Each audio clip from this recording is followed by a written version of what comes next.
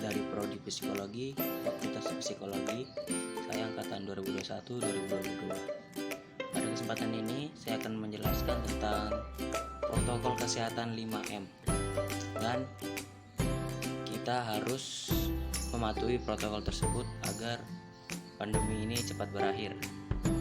Di sini 5M itu terdiri dari 1. Mencuci tangan. Rutin mencuci tangan hingga bersih adalah salah satu protokol kesehatan yang cukup efektif untuk mencegah penularan virus corona. Untuk hasil yang maksimal, kamu disarankan untuk mencuci tangan setidaknya selama 20 detik beberapa kali sehari, terutama saat yang pertama, sebelum memasak atau makan. Yang kedua, setelah menggunakan kamar mandi. Dan yang ketiga, setelah menutup hidung setelah batuk. Itu wajib mencuci tangan agar terhindar dari virus corona. Kemudian, yang kedua, memakai masker. Pada awal pandemi virus corona tahun lalu, Organisasi Kesehatan Dunia atau WHO mengatakan bahwa penggunaan masker hanya direkomendasikan untuk orang sakit, bukan orang sehat. Namun, virus corona jenis SARS-CoV-2 ini yang merajalela membuat protokol kesehatan bisa berubah-ubah seiring berjalannya waktu. Beberapa waktu selang kebijakan WHO akhirnya mengeluarkan himbauan agar semua orang baik yang sehat atau yang sakit agar selalu menggunakan masker, terutama saat beraktivitas di luar rumah. Kebijakan WHO ini juga sempat ditegaskan oleh Presiden Joko Widodo. Protokol kesehatan virus corona terkait masker digalakkan di beberapa negara. Di Amerika, Centers of Disease Control and Prevention atau CDC memperbarui pedoman terkait penggunaan masker. CDC mengimbau masyarakat Amerika Serikat harus memakai masker meski berada di dalam rumah pada kondisi tertentu. Menurut CDC, penggunaan masker dalam rumah perlu dilakukan ketika yang pertama, terdapat anggota keluarga yang terinfeksi COVID-19. Yang kedua, terdapat anggota keluarga yang berpotensi terkena COVID-19 karena aktivitas di luar rumah. Yang ketiga, merasa terjangkit atau mengalami gejala COVID-19. Nah, di gejala COVID-19 ini nanti akan saya jelaskan di berikutnya. Terus yang keempat, di ruangan sempit atau ruangan tertutup itu yang tidak ada ventilasi udaranya, itu wajib menggunakan masker. Dan terakhir yang kelima, tidak bisa menjaga jarak minimal 2 meter. Jadi kalau kita tidak bisa menjaga jarak dengan orang, minimal kita memakai masker lah. Itu sudah mentolerir atau meminimalisir virus corona. Yang ketiga, menjaga jarak. Protokol kesehatan lainnya yang perlu dipatuhi adalah menjaga jarak.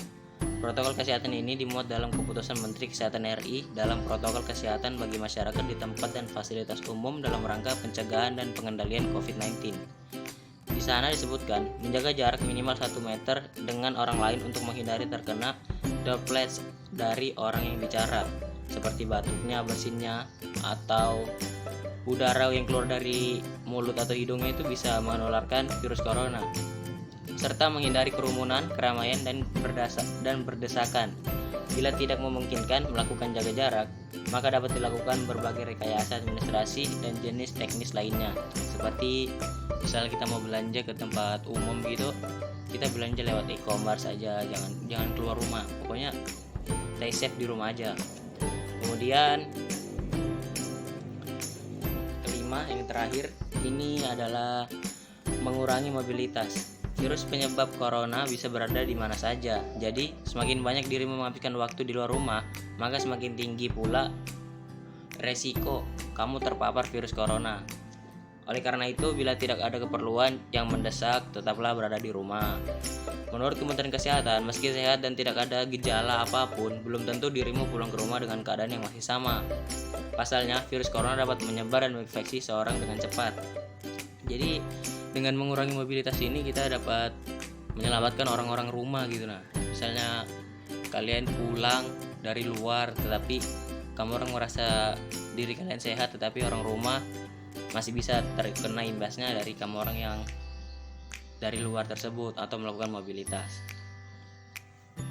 Hampir tidak dipungkiri bahwa secara kolektif kita telah berada dalam pandemi virus corona selama hampir setengah tahun. Dan tergantung pada kapan Anda menonton video ini, mungkin lebih lama lagi. Namun, walaupun kita telah melampaui 15 juta kasus dan lebih dari setengah juta kematian, mimpi buruk ini masih belum berhenti. Tentunya kita sudah lelah dengan semua ini. Siapa yang tidak rindu akan berkumpul dengan teman-teman, mengunjungi festival dan konser, atau bahkan menonton bioskop? Sehingga, satu pertanyaan yang pastinya ada di benak semua orang adalah, kapan pandemi ini berakhir? Untuk menjawab pertanyaan tersebut, mari kita simak dalam video ini.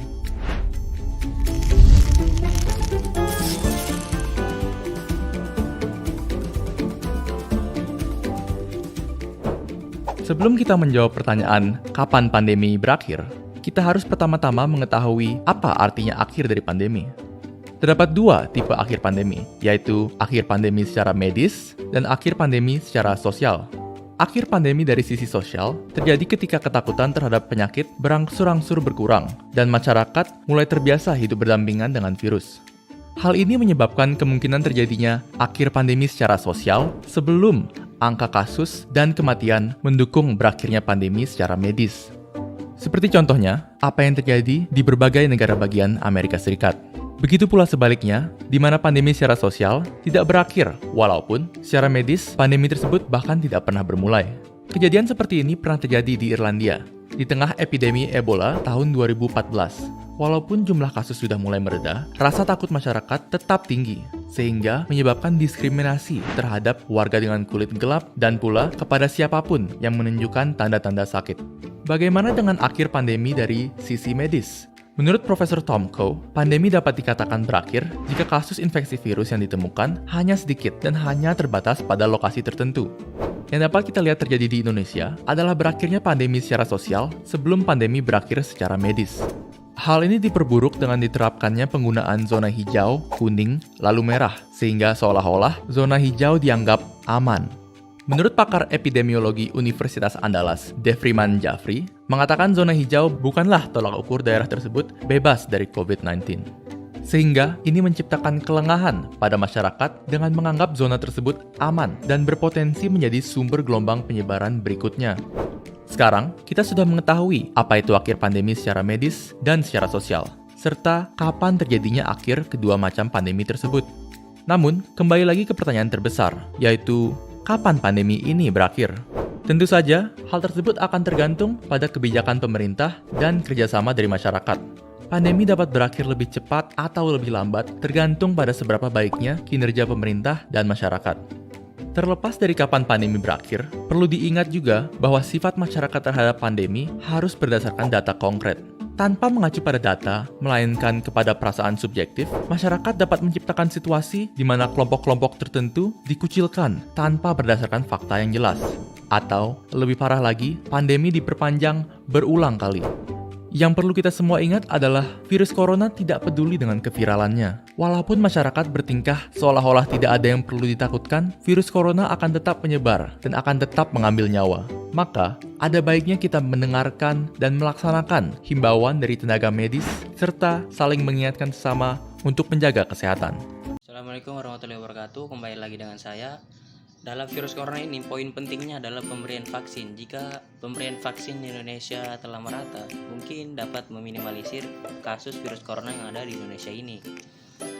Tujuan utamanya pemberian vaksin COVID-19 ini adalah membantu tubuh untuk mengembangkan kekebalan terhadap virus penyebab COVID-19 tanpa harus terserang penyakit. Namun, kamu perlu tahu bahwa setiap jenis vaksin bekerja dengan cara yang berbeda-beda. Setelah mendapatkan vaksin, tubuh membutuhkan waktu beberapa minggu untuk memproduksi limfosit T dan limfosit B.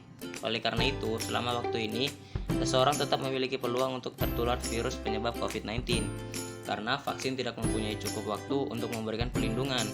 Terkadang, proses pembentukan kekebalan tubuh setelah vaksinasi juga dapat menimbulkan gejala seperti demam, batuk, atau sulit tidur, pengen makan banyak. Gejala ini normal dan merupakan tanda bahwa tubuh sedang membangun kekebalan. Oleh karena itu, kita, masyarakat Indonesia, harus melakukan vaksin. Saya sendiri pun sudah melakukan vaksin 2 kali. Jadi, ayo vaksin agar kita dapat meminimalisir kasus corona yang ada di Indonesia ini. Akhirnya, vaksin corona pun datang. Namun, jika kalian perhatikan di berita, terdapat berbagai macam tipe vaksin corona. Lantas, apa perbedaan antara vaksin-vaksin ini? Apakah ada yang lebih manjur dari yang lain? Atau apakah semuanya sama saja? Untuk menjawab semua pertanyaan tersebut, mari kita simak dalam video ini.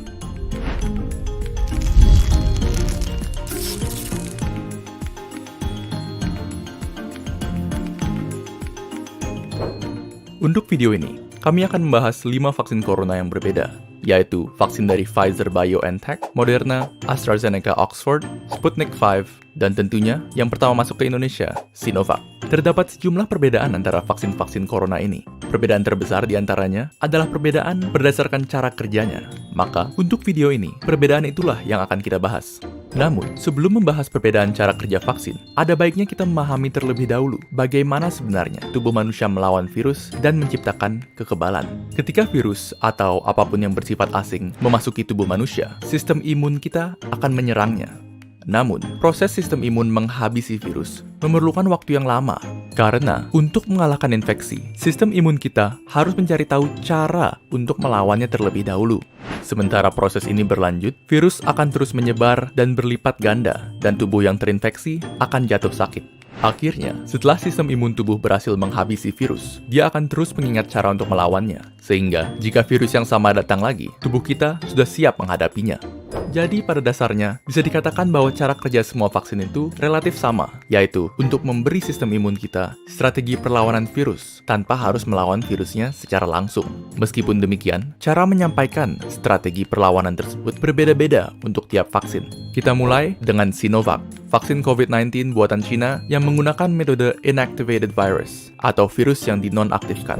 Metode ini menggunakan virus COVID-19 yang sudah dibunuh yang kemudian dimasukkan ke dalam tubuh manusia. Walaupun nonaktif dan tidak dapat menyebar, sistem imun tetap akan menanggapinya dan mempelajari cara melawannya. Namun, respon dari sistem imun mungkin saja tidak seampuh jika melawan virus yang masih hidup. Oleh karena itu, tipe vaksin seperti ini memerlukan beberapa dosis supaya efektif. Selanjutnya, terdapat vaksin dari AstraZeneca dan Sputnik V yang menggunakan metode viral vector. Berbeda dengan metode virus non-aktif, metode ini menggunakan virus yang masih hidup namun relatif lebih lemah, seperti adenovirus yang menyebabkan pilek. Virus lemah tersebut kemudian digunakan sebagai tumpangan bagi materi genetik COVID-19 yang akan digunakan oleh sistem imun untuk menciptakan kekebalan tanpa harus mengekspos tubuh terhadap bahaya dari virus corona yang asli.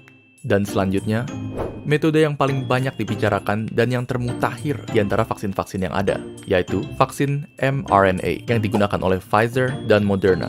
Cara kerja vaksin ini lumayan keren, jadi dengarkan baik-baik. Di dalam COVID-19, terdapat suatu protein yang sangat penting. Protein ini digunakan oleh COVID untuk memasuki sel tubuh manusia dan membuatnya lebih mudah menular. Anggap saja ini sebagai senjata yang membuat COVID terlalu overpowered. Nah, logikanya adalah, jika kita dapat membuat tubuh kebal terhadap protein ini, maka tubuh akan kebal terhadap COVID-19 secara keseluruhan. Yang dilakukan oleh peneliti vaksin adalah mengambil bagian dari DNA COVID yang mengandung blueprint untuk protein ini, dan kemudian merubah blueprint tersebut menjadi instruksi bagi sel tubuh untuk membuat proteinnya. Instruksi ini dikenal sebagai mRNA, dan mRNA inilah vaksinnya. Lalu, mengapa kita ingin sel tubuh membuat protein ini? Bukannya itu berbahaya? Tidak sama sekali. mRNA ini aman karena hanya mengandung instruksi untuk membuat protein itu saja dan tidak mengandung virus corona sepenuhnya. Jadi bisa dianggap seperti senjata tanpa tuan. Setelah mRNA masuk ke dalam tubuh, sel tubuh akan memulai membuat protein ini yang kemudian akan ditanggapi oleh sistem imun. Setelah sistem imun berhasil menghancurkan protein ini, dia akan tetap ingat cara melawannya, sehingga membuat dirimu kebal terhadap COVID-19. Pada akhirnya, video ini bukan bertujuan untuk membujuk Anda memilih salah satu vaksin. Karena bagi kebanyakan orang, vaksin mana yang kita dapatkan sudah di luar kendali kita. Yang perlu kalian ketahui adalah vaksin yang kini disiapkan untuk penggunaan massal telah melalui tahapan pengujian intensif untuk menjaga keamanan dan keefektifannya. Dan fakta bahwa kita sudah bisa mendapatkan sekian banyak vaksin dalam waktu tercepat dalam sejarah manusia sudah merupakan sisi terang dalam tahun yang sangat kelam. Tentunya, semua ini dapat terjadi berkat beribu-ribu tenaga medis, saintis, serta peneliti yang bekerja non-stop sejak pandemi dimulai. Dan kini, sisanya di tangan kalian. Sekian. Ya, cukup sekian dari saya. Terima kasih telah memperhatikan video saya ini, telah menonton video saya ini. Dan ayo kita menjaga diri kita dan menjaga keluarga kita dari virus corona ini dengan cara menerapkan prokes 5M dan ikuti vaksin. Karena dengan vaksin kita dapat mencegah resiko meninggal karena virus corona ini. Ayo kita vaksin, ayo kita terapkan prokes 5M. Salam mahasiswa, Assalamualaikum warahmatullahi wabarakatuh.